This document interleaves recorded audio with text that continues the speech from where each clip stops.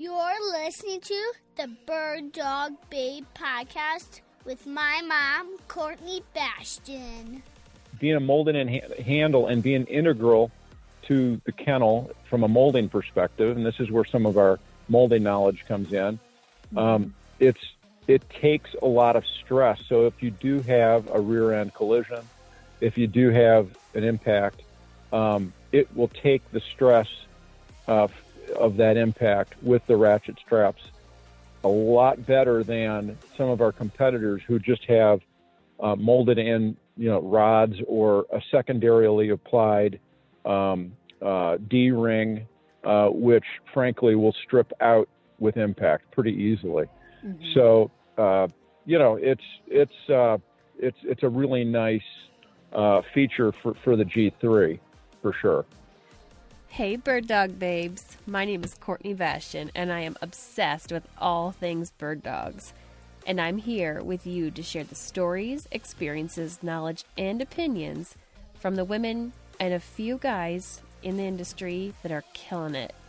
I'm a Wisconsin girl living in a Montana world. I'm mom and two incredible kiddos, wife and occasional assistant to a pro gun dog trainer, traveling the U.S. talking about canine nutrition while hunting, breeding, and competing with my German wire hair pointers and Bracco Italianos. As someone who started hunting later in life because I wanted to give my dogs the opportunity to do what they were bred to do, I'm here to help inspire, educate, and connect women to get their bird dogs out in the field and experience a bond like no other. So pour yourself a glass of wine and get ready to be challenged and encouraged while you learn. This is the BirdDogBabe podcast. This podcast has been going strong for 8 months, and I'm super excited to kick off the new year of 2021 with some awesome new partners with products that I've used and trusted long term.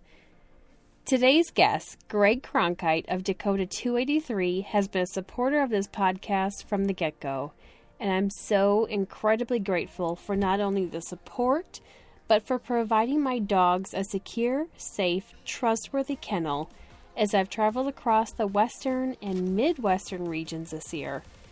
Do yourself and your dogs a favor and get them into a Dakota283 this Christmas. Use promo code BirdDogBabe for 10% off. Enjoy this episode as we discuss South Dakota hunting, bird dogs, and many options that Dakota283 has to offer us and the dogs that deserve the best we can provide for them. All right, let's get after it. Thank you to sponsor Dakota283, unparalleled protection for traveling to and from your favorite hunting spot. Dakota283 kennels are a premium quality roto-mold with recessed handles on top for convenient and safe tie-down and makes it easy to lift up into the truck. I love the secure door frame with high security locks so I know my dogs are safe when I need to stop for fuel. An added bonus is the drain hole in the back, which makes cleaning a breeze when your dog has been run hard and put away wet. Head over to Dakota283.com and use promo code BirdDogBabe for a 10% discount. Thanks to sponsor Xcel Shooting Sports, elite dealer of Caesar Guarini, Fab Arm, and Siren shotguns. Siren is the world's only full line of shotguns created for the female competitor, hunter, and shotgun enthusiast. Xcel is one of only 4 demo centers west of the Mississippi. They give you the opportunity to actually try out a gun before you walk out the door with it. As an elite dealer for Caesar Guarini, Xcel offers their customers unlimited pit stops of free service and tune-ups on all shotguns, a great way to have your gun in top condition for the upcoming hunting or target season. In addition, they're offering an exclusive deal to all of the BirdDogBabe listeners for a free gun slip with each purchase, a $90 value. How is the pheasant hunting going over on the west side of South Dakota then? Oh yeah, so we're doing great this year. We had a great year actually. The conditions over the winter were terrific. I mean, that's what you really worry about is how many birds can get through the winter. You know, if you have a tough winter, you'll lose birds. And then the next thing you worry about is the springtime, and are you going to get floods? Are you going to get late storms when the birds are nesting? And we had a perfect spring. So we had a really nice hatch this year. I was very, very happy. Nice. So you guys had a pretty mild winter then? Had a mild winter, had a fairly mild spring. So it was really good. I mean, I was hoping for a little bit better hatch, but going into the year, we were down from last year. So we didn't quite have as many birds going into the season. But if we have a couple years like this, we're going to be polluted with birds again. And, you know, we're doing really well this year. So I shouldn't say it's even off, but it is off a little bit from 5 years ago, you know. Okay. So. And I mean, luckily, what I understand, something new to South Dakota is season's going until the end of January now. Yeah, that is really crazy for us. First time that's ever happened. So that'll be really interesting to hunt. You know, late season birds for us has always been, you know, now through Christmas, and then it usually ended the first Saturday in January. But now having January open, that's going to be very, very interesting. Right. It's really interesting because they really bunch up when it gets cold and it gets snowy, and you know, it becomes a whole different hunt. So are they going to be more in the reeds then, right? Around that time? Well, it depends what kind of topography you have, what kind of cover. Okay. At the Cronkhite Farm, we have everything. We've got, you know, the heavy cattail slough areas, big draws with heavy grass and cattails, but we have a lot of shelter belt tree lines also. And the birds, when the going gets tough, you will see the birds go into the tree lines big time. There's been times on my driveway, which is it's probably a 40-year plus tree line. So very mature shrubs and junipers and things. And there's been times there's been 500 to 1,000 birds in that tree line. Holy cow. Yeah. You'll drive down the driveway and it's just, you know, and it's really amazing to see. I'll have to send you some video on it. That sounds unreal. It is unreal. It is absolutely unreal because, you know, out here in this part of the country, we're not necessarily flat here. It's think of Dances with Wolves, the rolling hills type of stuff. Right. But it's, if you have trees and the going gets tough, that's where all the birds within a 2 to 5 mile radius will go for those trees, and you just end up with all the birds in your tree lines. Okay. How many acres do you have there, Greg? We have just under 2,500 acres, and I have access to another couple, about 500. So we hunt about 3,000 acres out here. Okay. So are you like booking hunts out of your place, or is that just kind of for a private friends and family hunting? Well, you know, it's interesting. We started here. I bought the farm in 2011. We started as friends and family. This is my own little paradise, you know, and let's get the friends and family in here. And then I realized it costs a lot of money to put food plots in every year. Right. I mean, you know, tens of thousands of dollars to get these food plots in. And so we said, okay, well, why don't we bring in some outside hunters, and we'll keep it limited because I don't like the big corporate hunts, and I want to keep it all wild birds. So we brought in, I think we take about 6 to 8 groups now, and no more than 8 hunters at a time. Okay. So it's still a real intimate hunt, and you know, they're 3-day hunts, and I have a friend of mine that retired and he wants to guide. And so we've let him guide, and it's really turned into a nice thing for people to come in and hunt this place. And I have more fun. I can't say I have more fun, but I have just about as much fun watching these guys hunt with my dogs, because my guide takes my dogs out, and seeing how they do, and, you know, where the birds are. And, you know, it's kind of fun to watch. too. Yeah, for sure. You know, What kind of dogs do you have?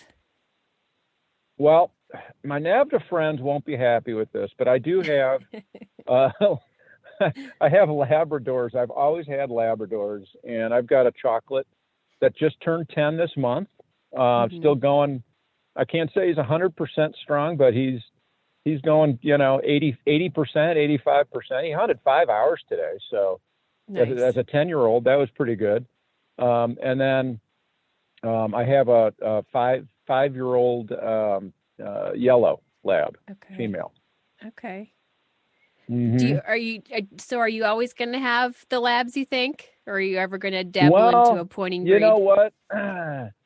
That's a great question because, Ramsey's getting up there. I'm thinking maybe next year he'll still get some time in, but I got to start thinking about my next dog. And I've been exposed to so many different breeds over the last 5 years since I started this Dakota product line, with our sponsorship of NAVHDA and some of the other dog organizations, that I'm considering getting something else. I'm just not sure what. Yeah. There's so many different options, Right. When people come in there, are they bringing their own dogs to hunt over?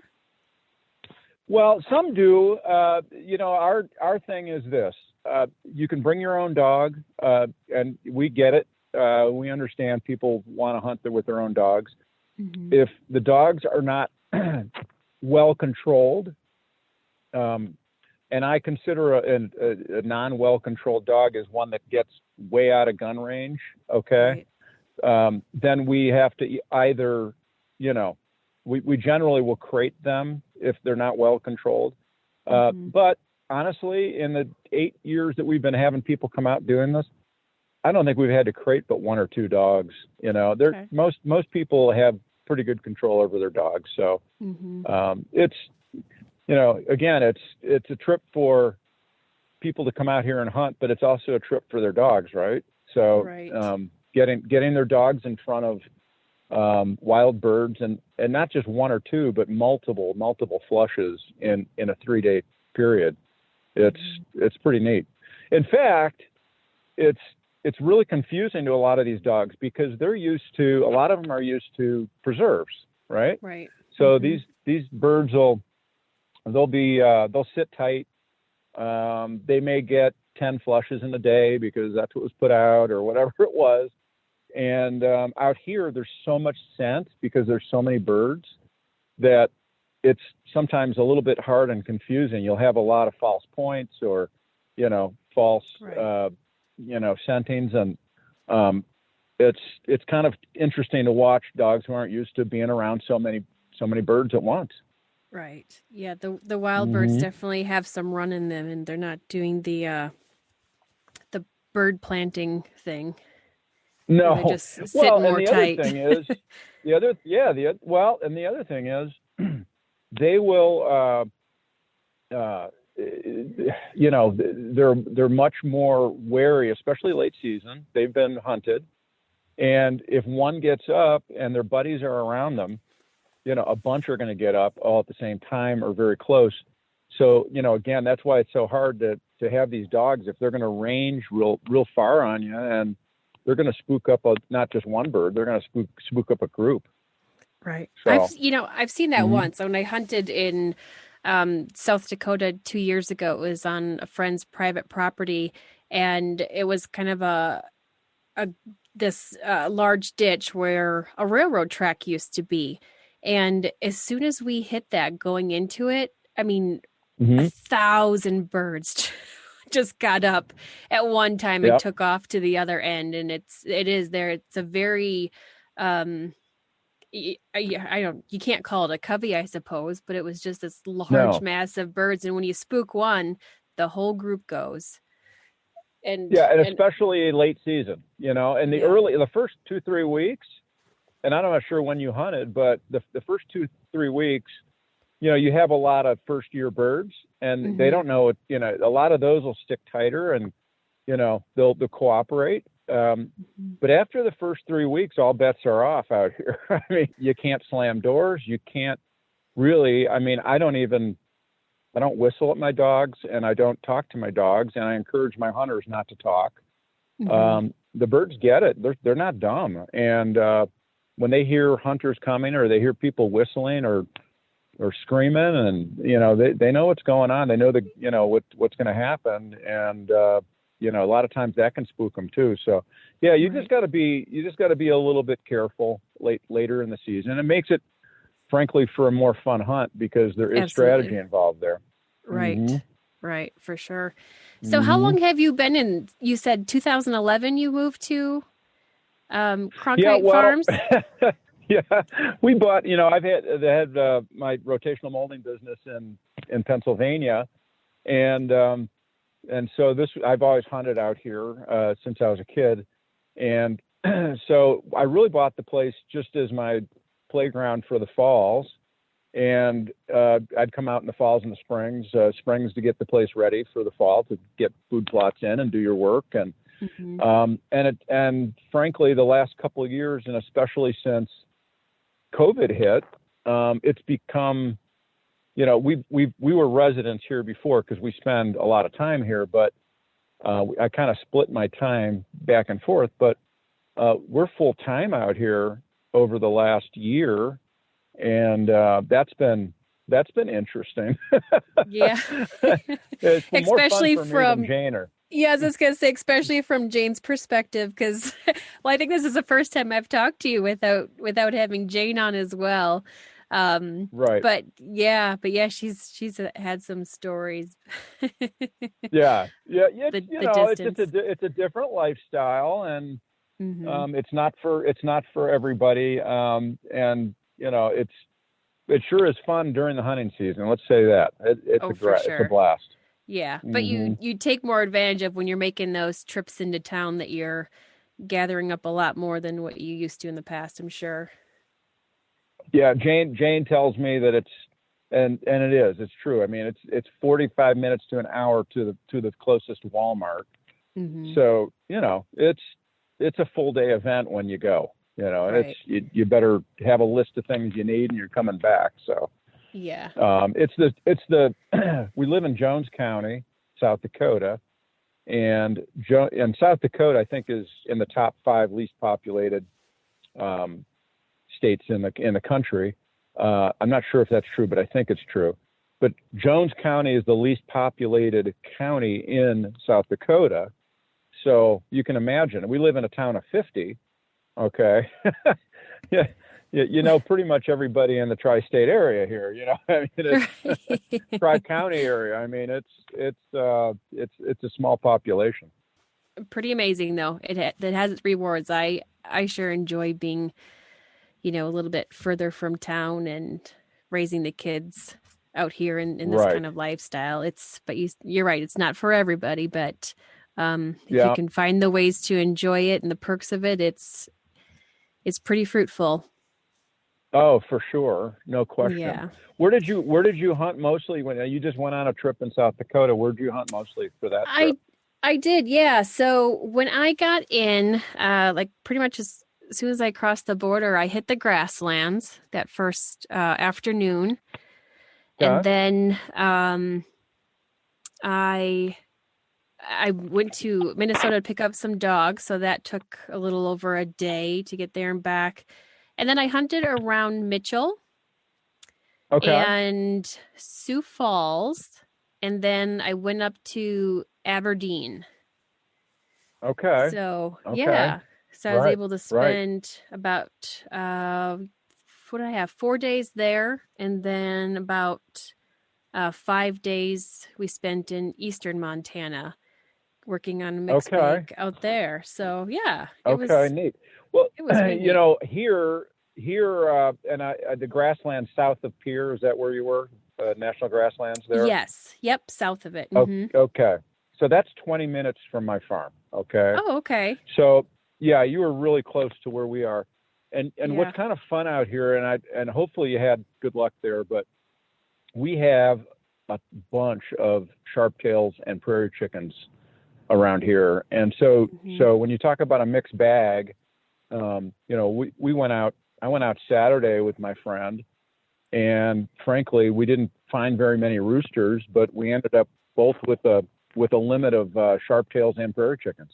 Nice. So yeah, that was really neat. That was I have a blast getting different birds besides roosters, you know. For sure. And these late season sharptail are quite a challenge. Yeah. but it's super rewarding. It's the first time, actually it's the second time I've hunted sharptail, but it was my first time getting my limit on one of the days, and I was just like, this rocks. And they're such a cool bird, and really, really appreciate them. And I haven't eaten sharptail yet. We just got them all cleaned yesterday, and so we're gonna have that, I think, tomorrow for dinner. So I'm excited. Well, how do you prepare them? Well, I just did a new thing this year that I'm loving, and so I listened to Hank Shaw on one of his podcasts, and he talked about plucking all his birds versus cleaning them the way I always used to. Right. Take the skin off and take the legs and the breasts and this and that. So this year I have been plucking a lot of my birds. Okay. So I have a full bird with skin, and he had a great recipe where I brine them for 8 hours in a salt solution. I put a couple extra little flavors in there. And then I bake them in an oven until they get to 160, and they come out like. Have you ever gotten a chicken from a roasted chicken from a grocery store, like a whole chicken? Yep. They come out like that. I mean, just really juicy and really flavorful. Nice. Highly recommend. It takes you a little bit more time to pluck them, but that's been my go-to this year. I've been having a blast with that. So with the sharptail, they say to really only cook them lightly. Is that what you're doing? So I don't worry about the length of time as much as I do the temperature of the meat. Okay. So I put a meat thermometer in their thigh, and when it hits 150 to 155, I pull them out and let them sit for 15 minutes. And that's perfect. Okay.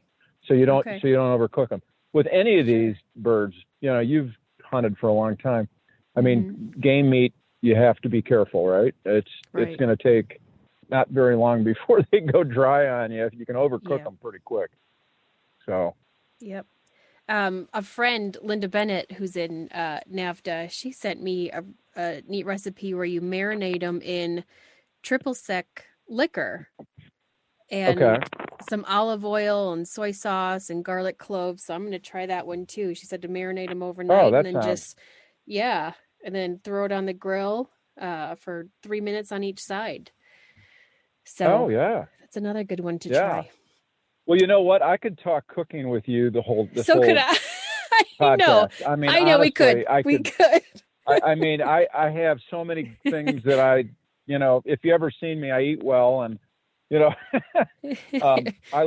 actually love to cook. It's kind of something that I found out about myself over the last 15 years, and and I have all sorts of soup recipes for birds, and stews, and poppers, and I mean I've experimented a lot. Last night I cooked for dove season. I think I took in the few days I hunted on the farm. So this has been a weird year, Courtney, for me, because I'm normally not here early September. Okay. And I was here early September this year because of COVID. And what a great place to be for COVID, by the way. Right. Unpopulated area.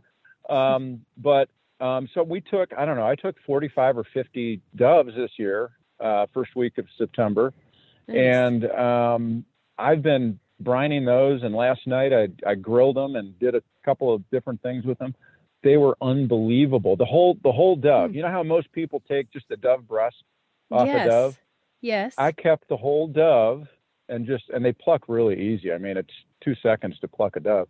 Okay. And I cooked the whole bird on the grill, and you just ate it like a like an appetizer, you know? Yeah. Huh. Yeah, that's the first I've heard neat. of that. And does Jane like the game birds too? She will eat it, but she's, you know, she just will try it, but she's not. Okay. She's not as fond of it. Well, she doesn't mind it. She's just would prefer, you know, other things. Sure. Yep. Let's just say that. Yep. Sounds good.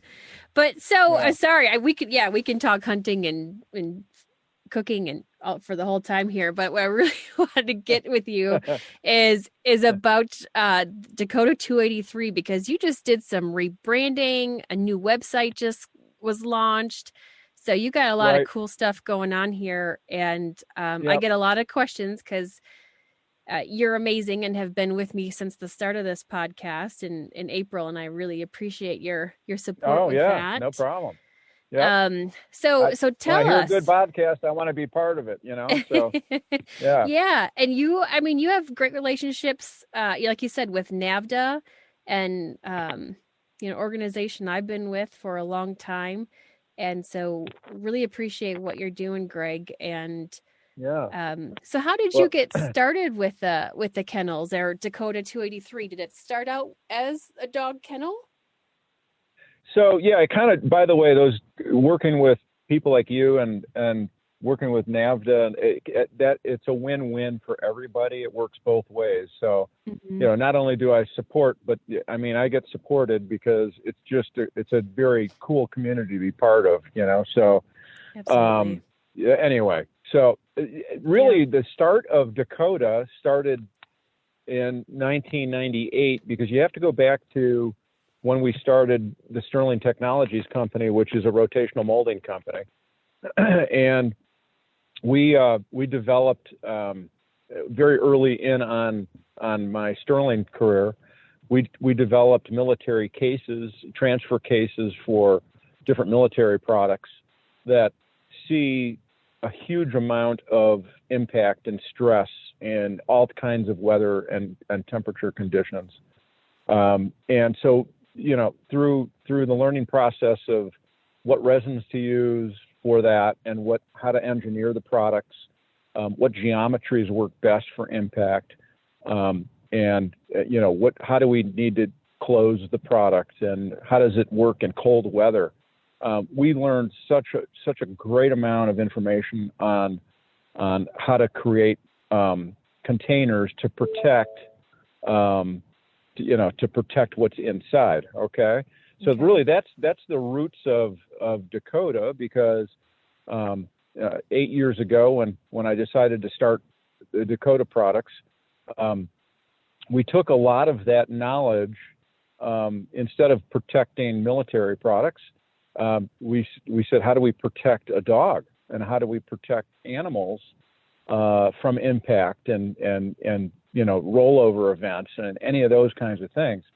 So took all that knowledge and poured it into the engineering of Dakota products. And we actually started with, I kind of got into the kennel business by accident, because when we started, I was seeing these guys with their trucks, and they had these gun drawers in the back of their trucks where they kept all their gear, and they're all made out of wood or aluminum or different kinds of media.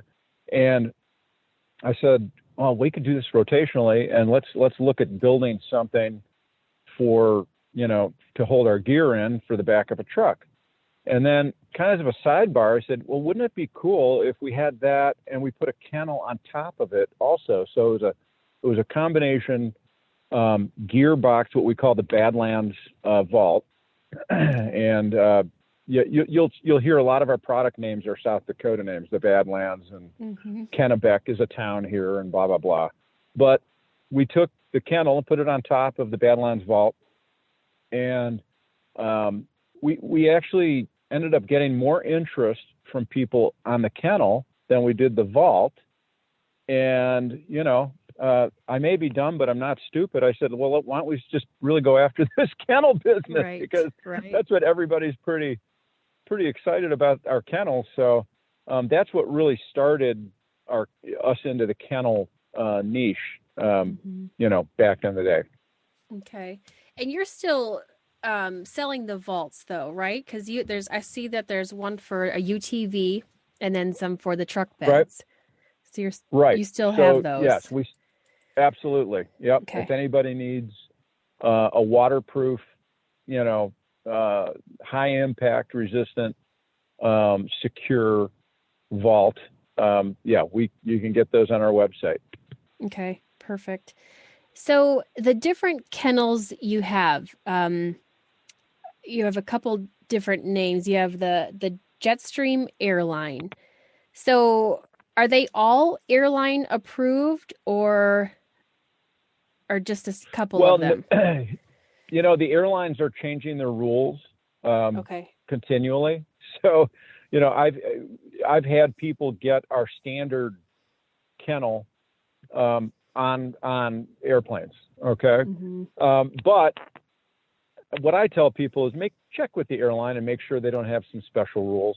What we try to do at the Jetstream is take all the basic things that airlines are looking for. And a lot of it has to do with space inside. Can we lock the door? Can you label the kennel that says this end up? Okay, so you need labels. Mm-hmm. You need certain amount of handles and ways to pick up the kennel as well. So we tried to put all that into the Jetstream, and it's been a nice product for us actually. Okay. And then the next one is the G3, which is the one that I have. I have two of those in purple for the back of my truck. And how do you like purple? Oh my gosh, I love it. But purple's my favorite color. So it was, it was a very necessity thing of, the G3 comes in purple and that's the one I'm going to need. But I got to tell you, Greg, I couldn't find anything better. And I know there's, a lot of other ones on the market, but for me, I take my kennels in and out of my truck bed by myself and quite frequently because I use it for hauling stuff and when I go, through the car wash. So it was important for me to be able to not have to worry about something too heavy. And I have two larges. And so with the handle, they're super easy to get in and out of my truck. And I just ratchet strap them with, put a couple ratchet straps down on them to belt them in. But no, I love it. And like when I just had the dogs out on this long trip, it was really nice to have that locking mechanism on there of when I'm going into a gas station, if I'm, going to be a couple restaurants I went into at night and the dogs stayed out in the truck. So it was a huge comfort to be able to know that they're locked, they're safe. And I'm not going to have to deal with something bad. I need to get this segment and just use it as a commercial. I mean, thank you. That's you've hit most of the points there on the G3. The things that we looked at, and we of course looked at other kennels out there, and what's good and what's not good about them, and how do we want to improve. And some of our competitors have an extremely heavy kennel, and so we said, hey, let's make this very robust and impact resistant, but let's not make it heavy, because we're not going to only have 200-pound guys trying to grab this and carry it. We're going to have 150 to 175-pound people, and maybe they're not quite as strong as others, and we need to be able to have a kennel that can be lifted by one person, not two people or a fork truck. So that was one of the things we looked at, and then the molded in handle, the center molded in handle. And oh, by the way, G3 is our third generation kennel. So we used to have the Kennebac as one of our early versions. It has two handles, but now that's going to take two hands to grab. And so why not just put one single handle on the top so people can just grab it and go? So The molded in handle is really awesome for two reasons. Number one, it's easy to grab, easy to pull up and take out of your truck or put into your car. But being a molded in handle and being integral to the kennel from a molding perspective, and this is where some of our molding knowledge comes in. It takes a lot of stress. So if you do have a rear end collision, if you do have an impact, it will take the stress of that impact with the ratchet straps a lot better than some of our competitors who just have molded in, rods or a secondarily applied D-ring, which frankly will strip out with impact pretty easily. So, it's a really nice feature for the G3 for sure. Yeah. Yep. And I do. I put the ratchet straps right through those handles. So I know they're not going anywhere. Exactly. Yeah. Yep. Yeah. So, and then we started on the G3, so we'll just stay on the G3 for a second. We started on the G3 with a pin door, and we've always used stainless steel doors because being in the plastics business, and especially the injection molded side of the business, if you have an injection molded door, and there's companies out there with injection molded doors, it's not if, it's when they are going to break and when they are going to fracture, because when you have temperature variations, and in South Dakota, we have, it could be 100 degrees in the summer and, 10 below zero in the winter. When you have temperature variations like that, you end up with stress fractures in the injection molded part. And because of the way, I'm not going to try to get too technical here, but injection molding forces resin into a geometry, which creates a lot of stresses in the actual part itself, just on a molecular basis.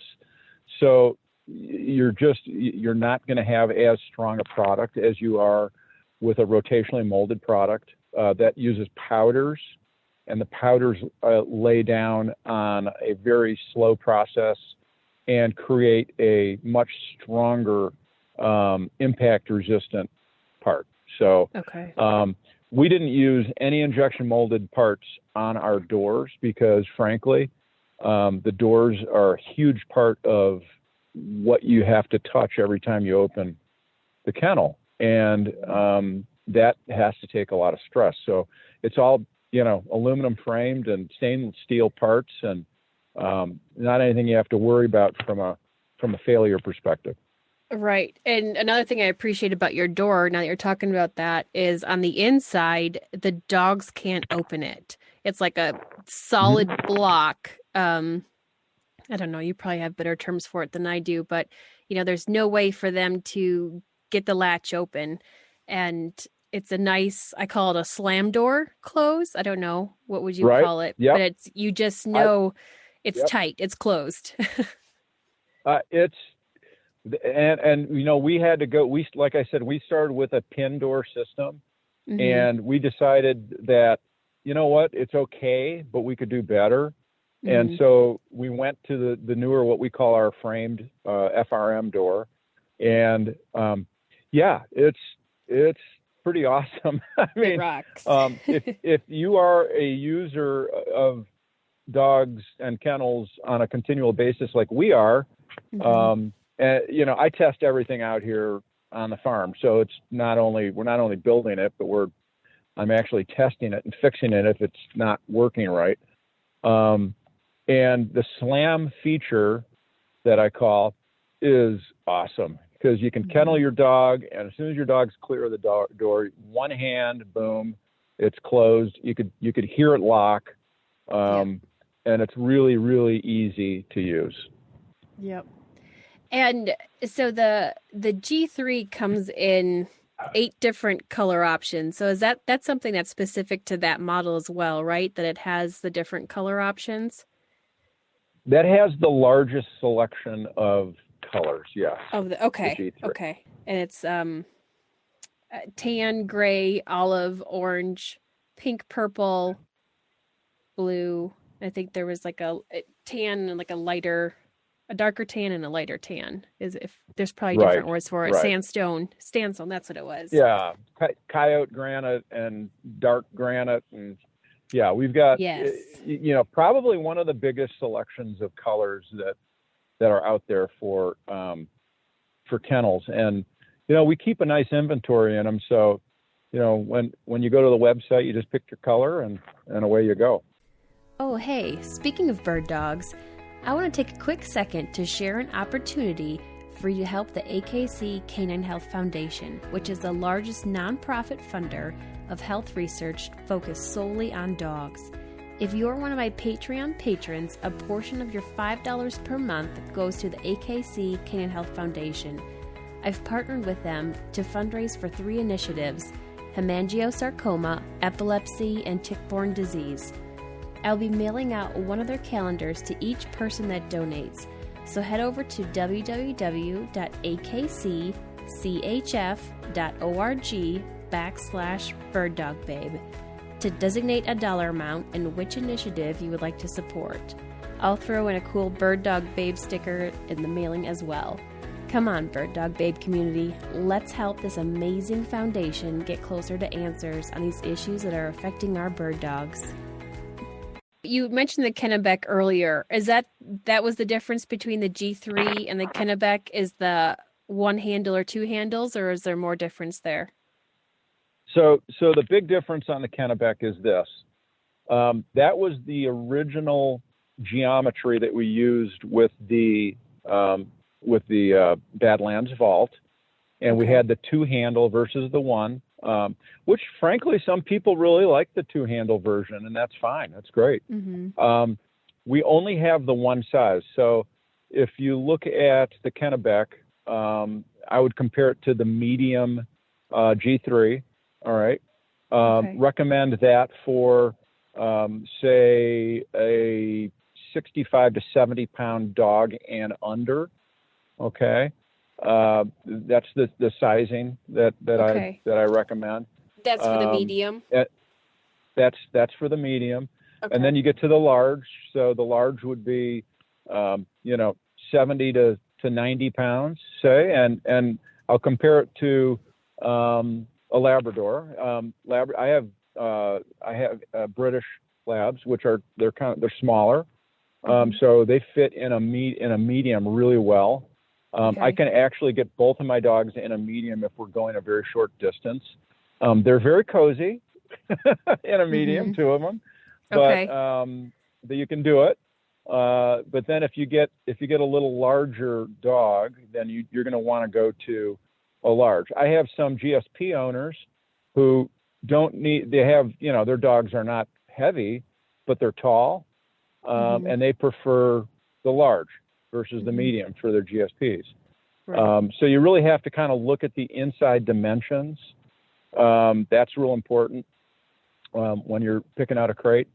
And it's very, very important because there's brands out there that look large from the outside, but when you open the door to get your dog in there, it's kind of like, where's the beef? You don't have as much space as you thought you would. So you have to really look at the ID on these kennels to make sure that they work for your actual dog.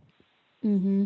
And something you and I talked about a month ago, when I had some puppies going home, and I have owners that they're asking what kind of kennels to get, and you had said a really nice option is the addition that can go in there. What do you call that, Greg? The forever insert. Forever insert. Yep. Right.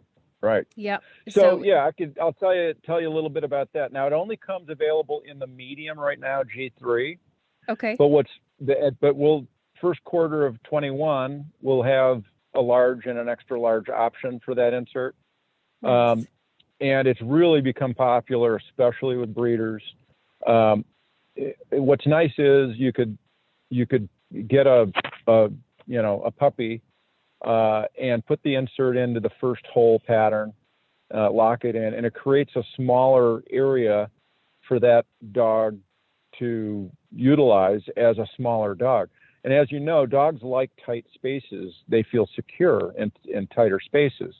Mm-hmm. So as the dog grows, you simply just pull the pins and move the insert back as the dog grows. And then eventually you take the insert out and it's their forever kennel. So that's why it's called the forever insert. They actually get to grow up in the kennel that they are going to use for the rest of their lives. And instead of buying, I'm just buying a cheap little, I'll say it, a little pet mate, cheap little kennel for a puppy, and then you have to go out and buy the next size and possibly the third size as they get bigger.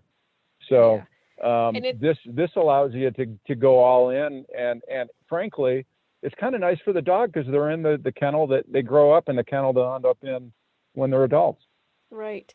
And they're fantastic for potty training as well, because puppies really don't like to soil and be wet in their kennels. And so when they have too much room, they're going to the other side of it to go potty.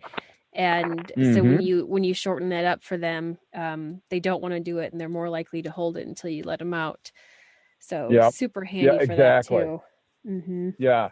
But if there is mess made, and we all know that happens, the cleaning of these things is tremendous. All you have to do is we have a large hole put in the top left corner in the back of the kennel.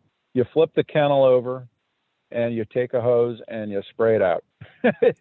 It rocks. It's a 3-minute operation. You're done, and your dog's happy.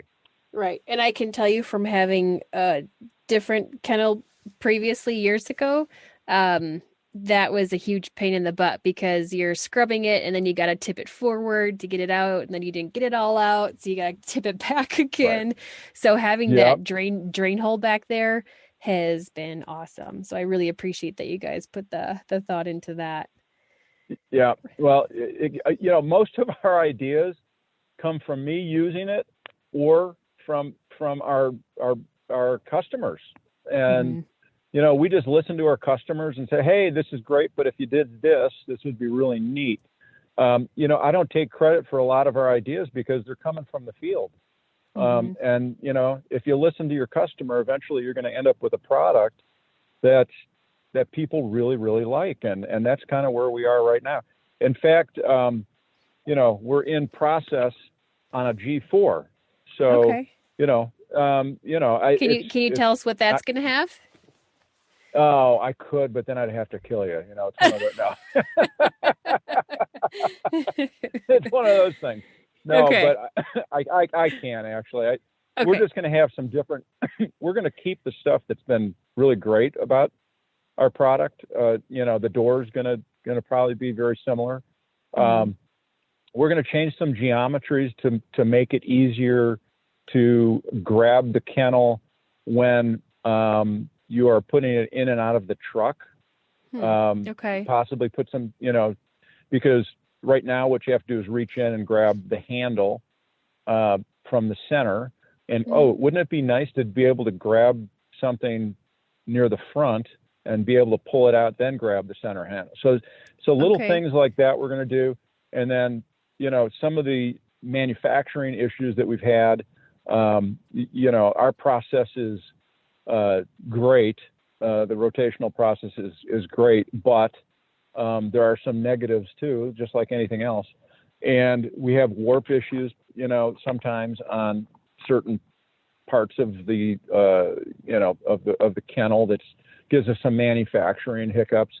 So we're going to try and engineer some different geometries so it doesn't warp and things like that. So, we may be coming out with some different sizes also. We may be going after some different markets outside of hunting, which we're very strong in the hunting world, but we may be looking at some different sizes to get some different breeds involved in our products. So, we're really looking we're really looking to develop a lifestyle brand here. So, you'll see us venture from just kennels.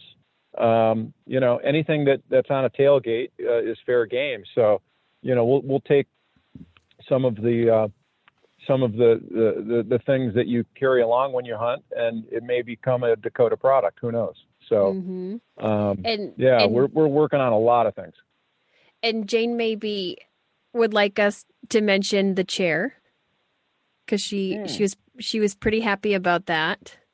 Yeah, can we talk about that? We're still, yeah, sure. I mean, Okay. we're in process. We have been in process for a while on a chair, it's one of those deals that we just haven't pulled the trigger yet. So we're close, but it's we're coming. close, but it's going to get there. It's just, honestly, this whole COVID thing,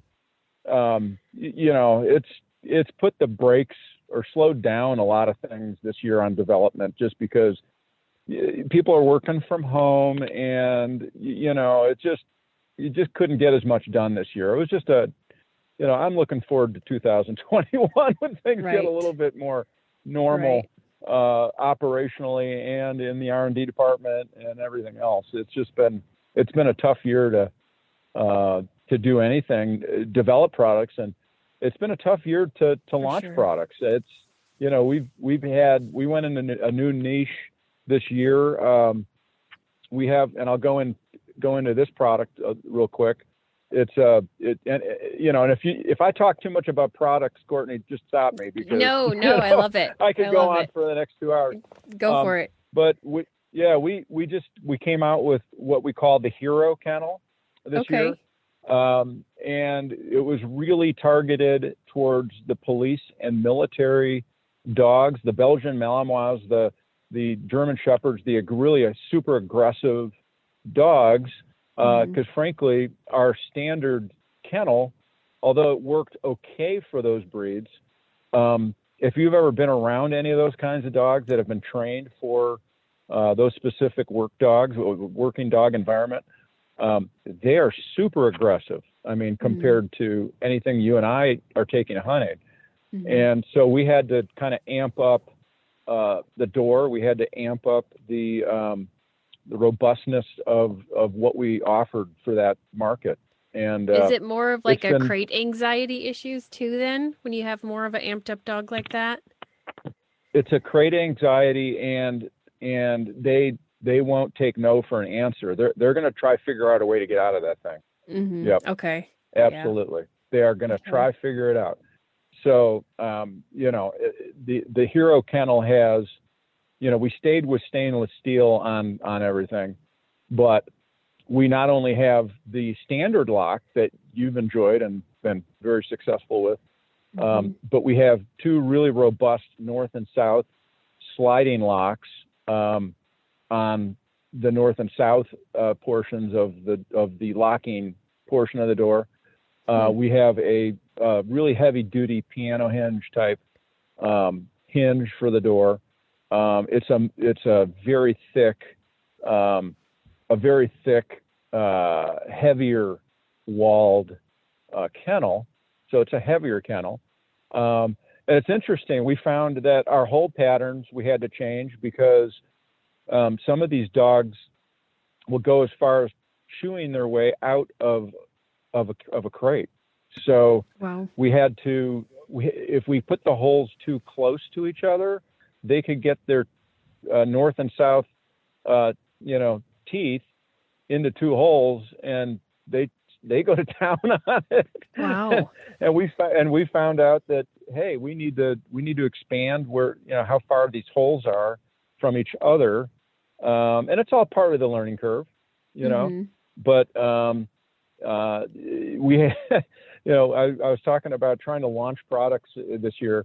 We've had every show that we were going to show this at outside of the SHOT Show in Vegas last January, which is just before all this stuff hit. They've all been canceled. And so, it's hard to show a product to people when you can't show it to them. For sure. Yeah. So that's been a real challenge. I think Pheasant Fest is still on for February. so far that I've heard. It has been canceled. No. That is new news today. No, that is so Pheasant sad. Fest has been canceled for this year. Yep. I had heard they were trying to push it to May, and I just got word today it's been canceled for the entire year, unfortunately. So we're gonna miss that opportunity. I know. Yeah. And SHOT Show was canceled this year in January in Vegas. So and they're making the right decision on this stuff. They are. I agree. And because God forbid you catch this COVID at a show. Who really wants to go to Vegas right now? Okay. And number two, who wants to sit, who wants to sit there and shake 1,000 hands in a booth in this environment? So, they're making the right decision. It's just a bummer. It's a bummer for everybody. Yeah, it sure is. Yeah, but the whole year has been a bummer. So yeah, shoot. But on the bright side, I'm getting a whole lot more hunting in this year than I did last year. You know what? Amen for that, Greg. Because so am I. and it's a good thing. It's been, I've been learning a lot about myself and my dogs even more, than I have in the last 10 years of hunting this year because of that opportunity. So you're right. There is a silver lining there. I completely agree. Yep. What about the T1 low profile? I didn't look too much into that. Okay. So I had, again, we're listening to customers, right? So we're, a couple years ago, I had some people try the G3, and they've got smaller dogs, like say an English setter, English pointer or something like that.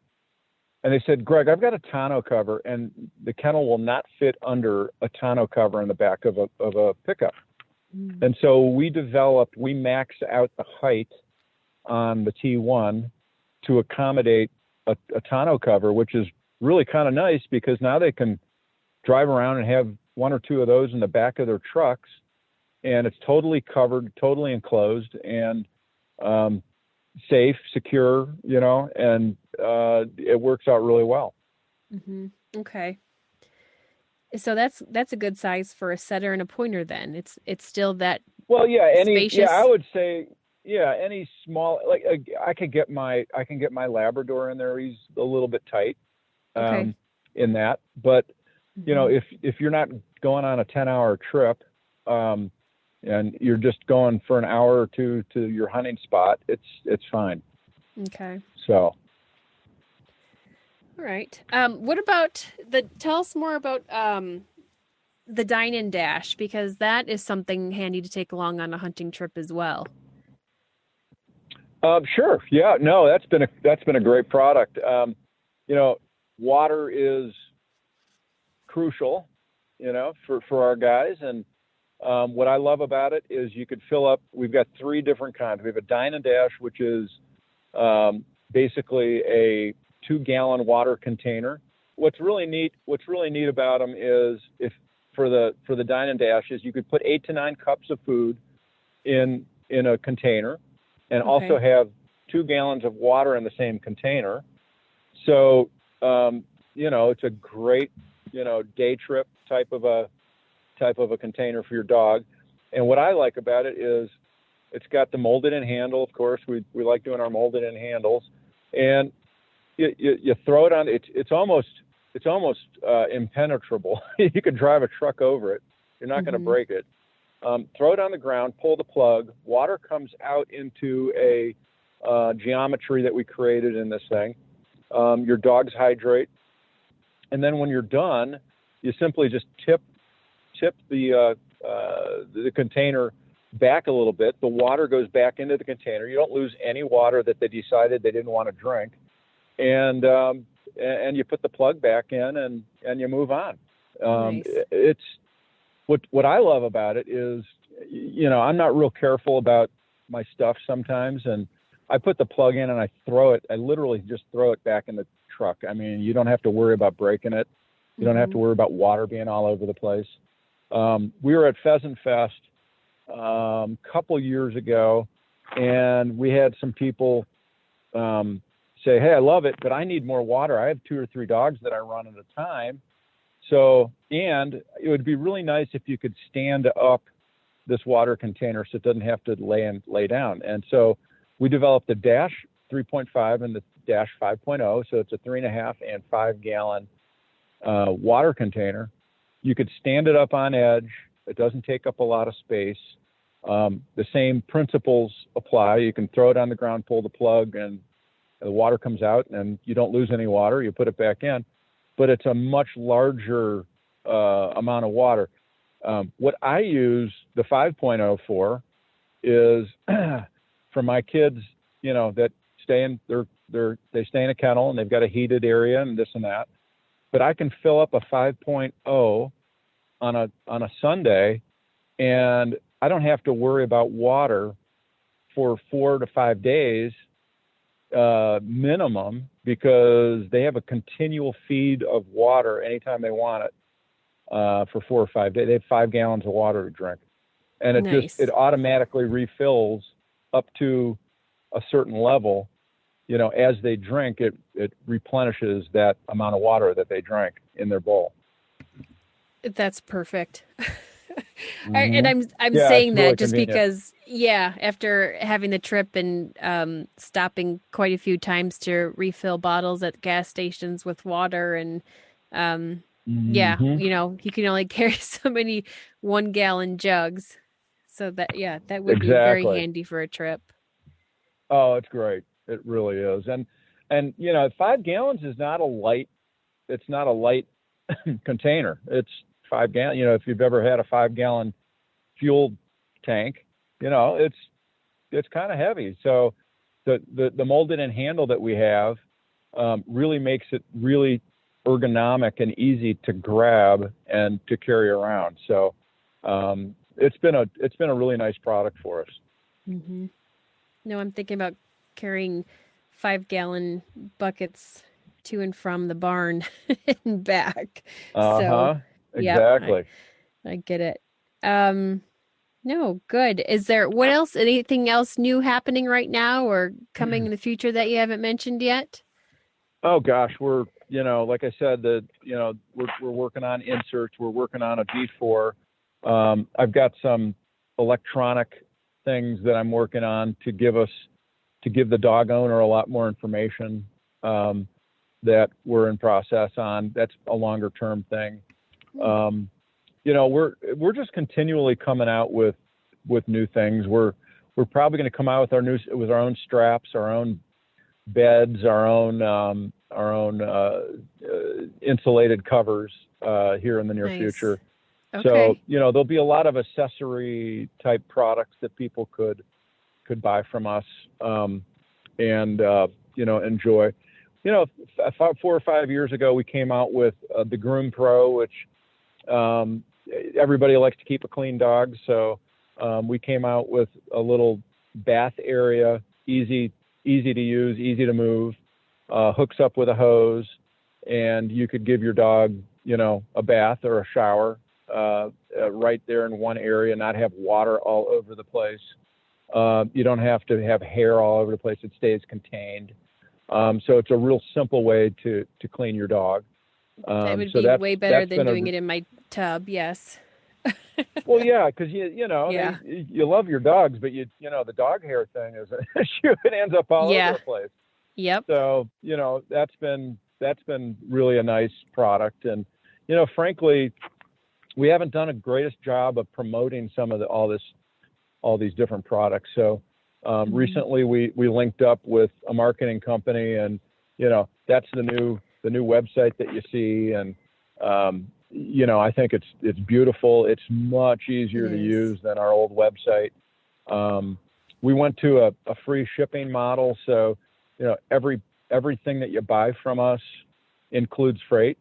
So, you know, what you see is what you get on the price. It's not a surprise when you get to checkout where, you know, oh, it's a $85 freight charge. to ship this thing to California or wherever. Right. It's all kind of built in there, and yeah, you don't have to worry about being surprised, during checkout. So, we're kind of starting to figure it out. It's just some of these things just take a little bit of time, Sure. and it takes the effort to change things, but we're really seeing great momentum on the brand. We're rebranding the logo. You're going to see new logos, and we're coming out with apparel, Courtney, so you can start flying some Dakota apparel products, hats and hoodies and shirts and whatever. So perfect. Good. We should probably do something with the BirdDogBabe, like a Dakota BirdDogBabe thing, Absolutely. I'm all in. Mm-hmm. No, that's good. And Greg, I really appreciate that you listen to your customers like you do and make the revisions, because that's huge. To know what they want, what they need, and make the changes for that. Because that doesn't happen very often. A lot of times it's just, this is what our product is and deal with it type thing. But you're a great entrepreneur that's, constantly out there listening and changing and improving, making things better. So that's huge in the dog community. I don't know if I'm a great entrepreneur, but I will tell you I'm an entrepreneur. But we've done a lot of different products, and the thing I can tell you with this product line is it's a passion for me. Mm-hmm. It's not just another thing that we're trying to make money on. It's a lifestyle that I live personally. And so, I put a lot more effort into this than I do, some of the other product lines that we manufacture, personally. I've got, there's people that do that for us, but this one is very close to the vest and very personal to me, Mm-hmm. And as I get older, and I'm not old, I guess I'm almost 60 years old next summer. So 60 is the new 40, right? That's what I'm trying to tell myself. I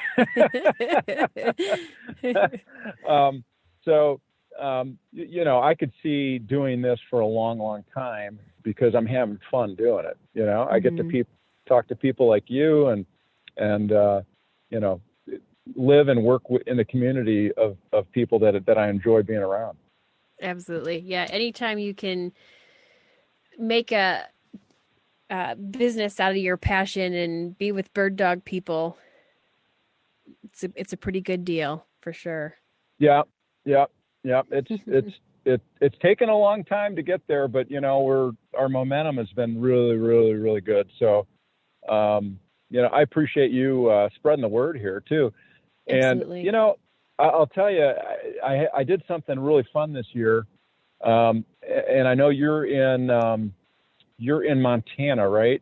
Mm-hmm. Yep. Is that okay?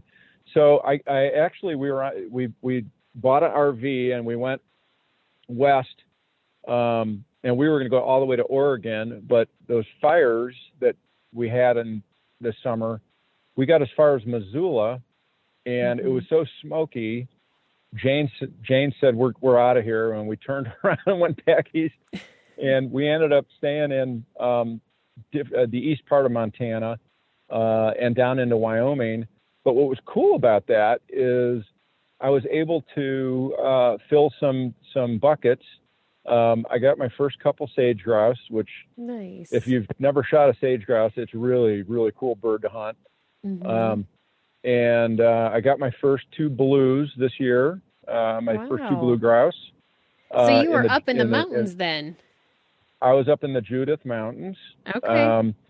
Yeah, and we got my first blues, and then we stayed down in Wyoming and was able to really get into the Huns, and so I was able to get on a lot of Huns down in Wyoming, and that was a blast. I've never done that, and I've never been in a Hun covey rise before, and that was bird. Unbelievable. Yeah, and they're delicious. I've almost become more of I could see myself being a hunter over a pheasant hunter. I've shot so many pheasants in my day, but that hunting was unbelievably fun. Yeah. Do you guys have huns there where you live? We a little bit north. So I've got into 2 coveys pheasant hunting about an hour north of us. But yeah, when I hunt in eastern Montana, we get into hunt out there. So they're a cool bird. Oh man, Very that cool. was just No, I want to do it again. Yeah. It was a blast. It was, like I said, COVID's been tough this year for us, but I was able to get a lot more hunting in, and that's not a bad consolation prize in my eyes. No, absolutely, I agree. Mm-hmm. Yep. Well, thank you, Greg. Tell us where we can find out more about Dakota283. You guys have a Facebook page, Instagram, and your website. Okay. Yeah, we do. We've got, Facebook and Instagram, Dakota283. And then Dakota283.com is where you'd find our website. Okay. And I know that, you have some special deals and codes. So, try your listeners buy with those codes, because Courtney gets credit and we want her to get credit. So, yep. You get 10% off if you type in the promo code BirdDogBabe. And if you're one of my Patreon patrons, you get a little bit bigger discount. And that by going there exclusively. So, yeah. And I love the kennels for sure. So I'm looking forward and excited about what you guys have coming out in the future with the accessories. Well, you'll be one of the first to know when we do something new. So, excellent, Courtney, I've had a blast getting to know you, and thank you for having me on your show. It was really fun. Yeah, thanks for coming on. I'm glad we could finally make a time work for both of us in our busy hunting seasons. Yeah, for sure. For sure. And tell Jane hi for me as well. I've really enjoyed getting to know her and talking to her as well. She is a hoot. She is a big part of, what's cool about Jane, and, I got to get a plug in because, I think, and a lot of the people that I'm working with are male, and we think like males, and, this would be great, but she brings a whole different perspective into the aesthetics and the function of our products. So it's it was her idea to do the purple and the pinks and the different colors, which you love. Yeah, I do. And are you a Vikings fan by chance? Is that where purple's coming from? Or no, my husband is. He's from Minnesota. I'm not sure where purple's coming from. It's a little bit of my Purina family, and I don't know. Okay. I guess somewhat Vikings, only because I'm married to it, but. I don't know. I grew up in Wisconsin, so if I say I'm a Vikings fan, I won't be allowed back into the state. I'm a cheesehead, all through and through. Yeah. Oh, I know. They are very passionate. Yeah. Oh yeah. So, well, I've had since I've lived near Cleveland for a period of time. I've had season tickets to the Browns. For 20 years, and so they actually have a team to watch this year, which has been kind of fun for once. But it's cool that you enjoy the purple. I think that's a really cool color. If anybody wants to see a very vibrant color, that purple color is really neat. And the other one that sells really well is the blue. Our deep blue kennel it's a beautiful blue. It is pretty. And I got to tell you, everywhere I go, right now in the winter, I have the covers on them. But when I was at the vet clinic one day in the parking lot, I had 3 different people come up and ask me about the kennel and love the color. So, yeah, they're beautiful. Yeah, thank you. Yeah, you could thank Jane for that one. Thanks, Jane. Well, thanks, Greg. I'll let you get back to scouting for deer, so you have a successful muzzle loading season here, and thanks, and good remainder of bird season as well. You guys get to go to the end of January. Yeah, definitely. Well, thanks again, and when you're back in South Dakota and it's not COVID season, Yeah. come over and we'll show you around, maybe get you out on the farm and hunt a little bit too. Yeah, that would be great. Thank Okay. you. You have a great one, Courtney. You too. Thanks for listening to another episode of the BirdDogBabe podcast. If you enjoyed this episode and learned something from the content, please share it with your friends. Please subscribe, rate, and review this podcast on whichever platform you're listening from. Check out the show notes for links to references from this episode, as well as info on how to connect through Facebook, Instagram, and YouTube. If you're loving this podcast and want to support the production and content, please consider becoming one of my Patreon patrons. Being a patron connects us more on a personal level, where I'm able to help answer questions and give advice. My husband William and I have bred, owned, and trained AKC Master Hunters, Field Champions, NAVDA VCs, and AKC Show Champions. We're excited to not only share what we've learned, but also listen from previous and future episode guests for additional content. Go to patreon.com/TheBirdDogBabe and $5 per month and you're in. Through the Patreon platform, 5% is donated towards conservation and an additional 5% is donated to the AKC Canine Health Foundation. Until next time, Bird Dog Babes, keep them versatile.